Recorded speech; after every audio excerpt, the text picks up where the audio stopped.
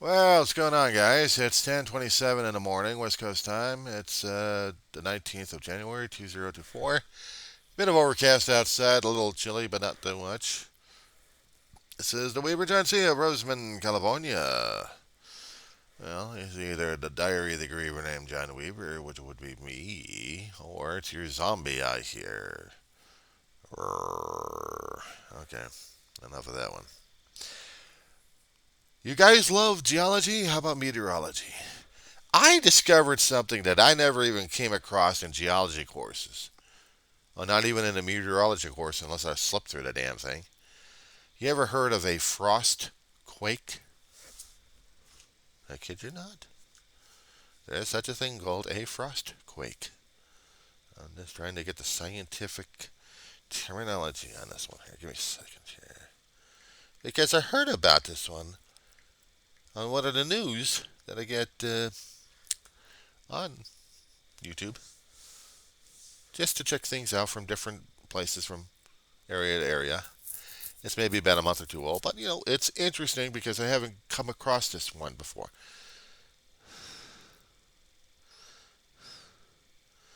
What I'm trying to find out is the scientific terminology for what the climatologists and meteorologists and potentially a geologist would say what that would be. Okay. Cryoseism. Cryosism. According to one particular scientist on CBSNews.com, an Illinois state climatologist, Trent Ford, did an article, or actually was interviewed an article a few days ago. Now, you guys on the East Coast know about this one. We West Coasters wouldn't know anything about it. But probably the past the Rockies and towards the plains and towards the East Coast, you guys are getting all the severe weather, including how subterranean and subantarctic the weather can get out there. So, this is news to me. The frostquake, what they say. The groundwater mixed in with the rocks down below. Once it starts getting into temperatures of extreme range where everything else is freezing up down below, including the water, water expands. Now, I've heard about water cracking the damn pipes left and right. I've heard about that one from a lot of people, including my mother and my grandmother. And out here, probably get cold enough if the ground is cold enough and kept continuing to really do some damage to our pipes out here. That's what they always kept telling me. Keep the water running, even at a trickle, because we're forcing the water not to freeze in the pipes. Otherwise, if they freeze solid, and it just didn't click on me about this one here.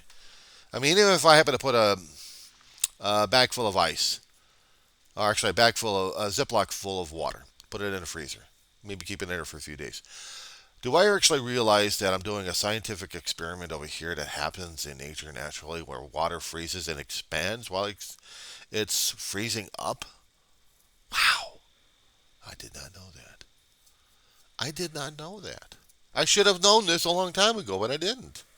So this was really trippy. That in places where it's really getting cold and freezing in the ground with no continuation, where the water's not able to heat up to keep its semi-liquid state.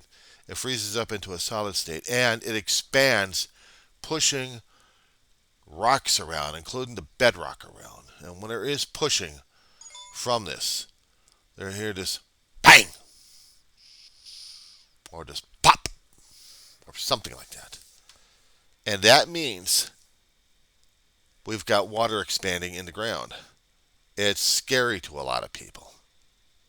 It's scary to a lot of people. Right now, I am doing the DoorDash for my groceries at this point. But I just wanted to say something about this one because this is interesting. This is interesting because they're reporting it out there. And I thought it was a geologic thing. There's no wonder my geology teacher never talked to us about it. She talked to us about magma coming from the mantle and from the earth. Actually, from the mantle when the rocks are so heated, superheated, that they melt, reformulate, form new rock, blast back up or blow back up into hot spots left and right. I mean, it was just amazing when I learned about that one. And renewing my information about that one. But I didn't realize that a climatologist or even a meteorologist would tell me something that I didn't know about groundwater. I should have known about this one here, but I didn't. So probably out in your areas out there in the East Coast and the Midwest, when you guys are dealing with a severe freezing action for a constant basis there. Imagine what it would have been like up in Alaska. You hear the crackings left and right. Wow. But of course, the external ice is one thing, but the underneath the ground, down underneath the permafrost, wow. Or how about Antarctica? Well, mostly ice out there anyway. But you don't have the firm soil, and do they actually have the bedrock out there as well? Do they actually hear it popping? It's almost worse than having your joints pop. You can at least feel the joints popping. But this, that's trippy. That is just pure trippy. So that's something for me to pass on to you guys. We don't have it out here on the West Coast because we're not that frozen. We don't get that frozen. I don't know why, but we just don't. In our particular neck of the woods, we don't get that pure frozen out there.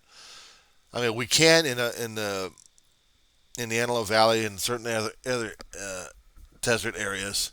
That if there is no wind action, if we have no clouds for a barrier or for a blanket on top of us, we'll get as cold as maybe about 30, 40, 50 during nighttime. 30 if we're lucky. About 40 and 50 because we're locking in the heat. Heat still rises up. It gets reflected by the clouds. So we're at a comfortable t-shirt area. Out there in your territory on the East and Midwest, you guys are frostbite city, if I can say that. Like, I'm excited about this situation, but I'll tell you, it's almost terrifying to hear and see because I'm hearing and seeing this thing.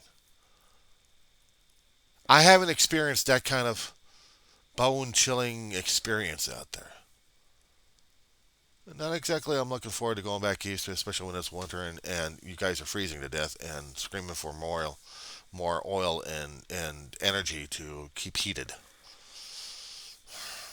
or keep layering up that you're just walking snow people with layers of clothing to keep you warm. You're the walking closets of warmth.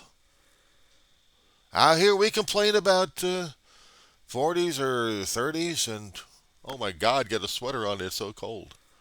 You guys are probably thinking, eh, it's t-shirt weather. But when it starts dropping really cold, 20s, 10s, minus, no thank you. No thank you. I don't want to go through that. No, I don't want to go through that at all.